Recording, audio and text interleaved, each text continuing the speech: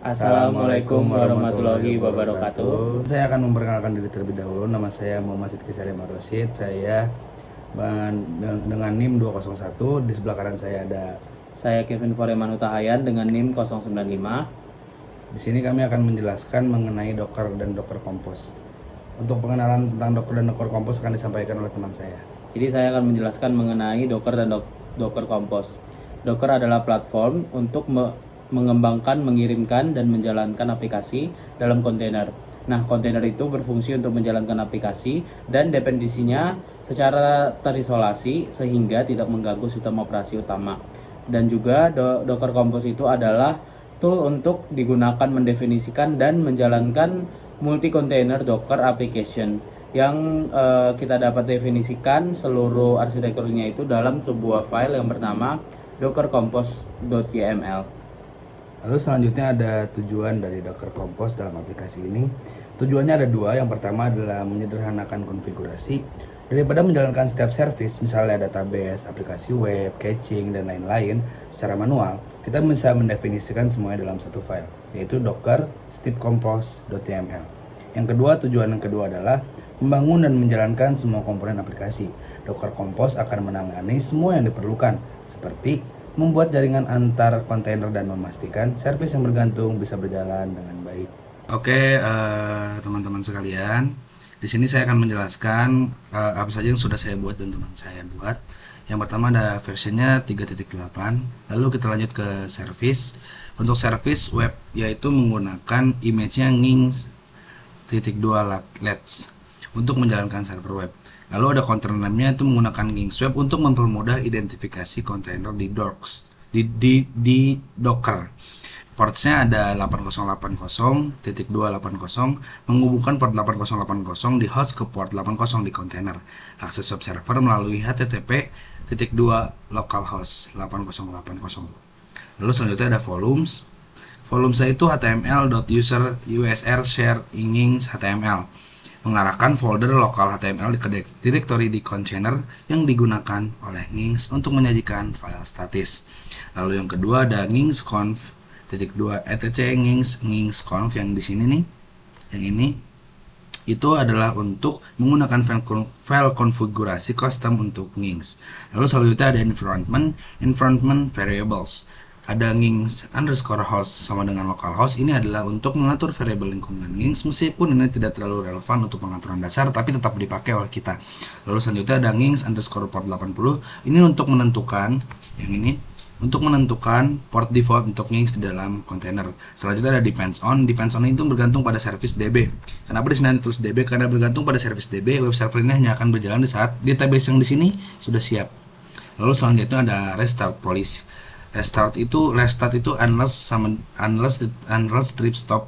Ini tuh untuk untuk merestart jika mati, kecuali dihentikan secara manual. Lalu selanjutnya ada networks. App strip network itu tuh untuk menghubungkan kontainer ke jaringan internal yang sama. Selanjutnya ada logging. Logging itu ada driver, option, dan max size. Untuk driver log, JSON file dengan batas ukuran maksimal 10 MB per file log. Lalu selanjutnya saya akan menjelaskan database. Database itu menggunakan image resmi MySQL .2 let's container_name. Container name-nya adalah MySQL strip DB. Lalu port yang digunakan adalah 3306.23306. Selanjutnya ada port itu untuk menghubungkan port 3306 di host ke port 3306 di kontainer. Jadi saling berhubungan untuk akses database.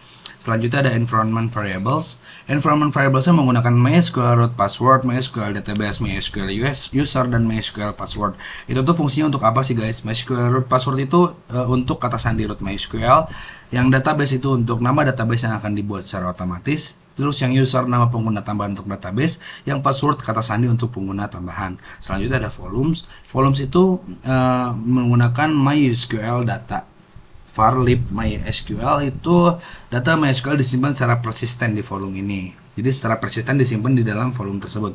Selanjutnya ada restart. Restart policy sama ya seperti kegunaannya sama seperti di service yang awal yang web. Kegunaannya sama untuk merestart kecuali jika dihentikan secara manual. Selanjutnya ada networks. Ada ya network sama juga, kegunaannya sama dengan yang web. Lalu ada health check.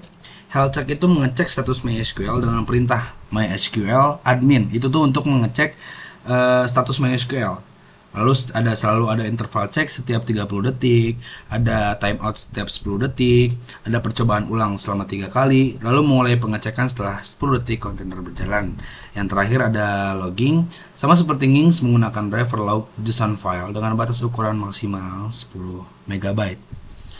Mungkin sekian untuk penjelasan mengenai service web dan juga database. Selanjutnya akan dilanjutkan oleh teman saya. Terima kasih kepada Sidki sudah memberikan saya kesempatan untuk menjelaskannya. Jadi saya akan melanjutkan penjelasannya itu di bagian volumes. Jadi di bagian volumes itu ada MySQL data. Jadi itu berfungsi untuk menyimpan data MySQL-nya secara persisten, sehingga jika ada data yang meskipun kontainer dihentikan atau dihapus dia tetap ada. Lalu lanjut di networks. Nah, di networks ini berguna untuk membangun jaringan internal antar kontainer yang memungkinkan mereka berkomunikasi. Jadi apabila ada 2 kontainer atau 3 kontainer, mereka bisa tetap sejalan. Nah, agar lebih mudah kita akan menjelaskan langkah menjalankannya. Yang pertama, persiapkan direktori atau foldernya. Nah, folder kami buat bernama Docker. Nah, setelah kita membuat direktorinya tersebut, kita harus membuat subdirektorinya, yaitu HTML yang menyimpan data HTML statisnya. Lalu yang kedua, kita harus membuat file nginx.conf, yaitu docker compose.yml-nya. Setelah itu kita harus membuat file pendukungnya. Nah, file pendukung di HTML itu adalah index.html.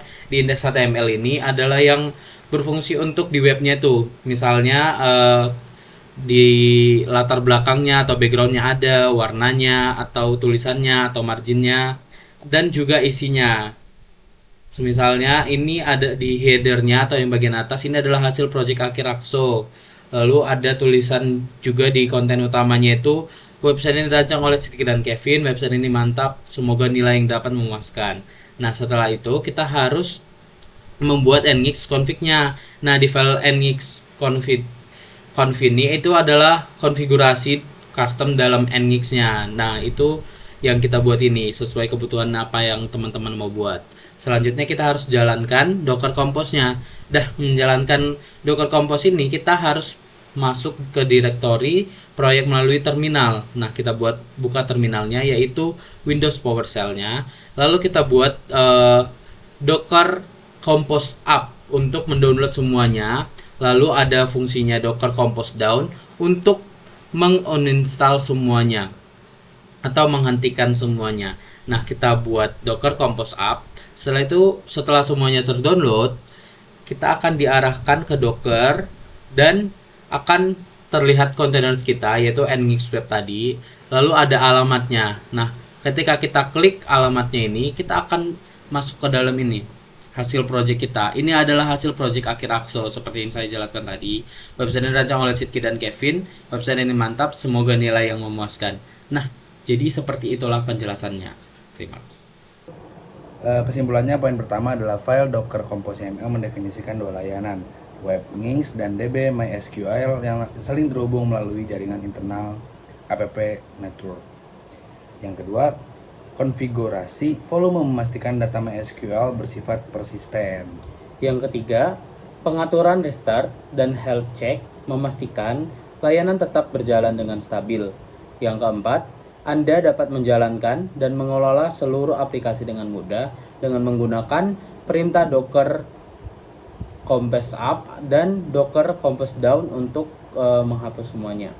Nah, jadi begitulah penjelasan singkat mengenai tugas akhir asisten komputer dan sistem informasi dari operasi dari tugas akhir ini.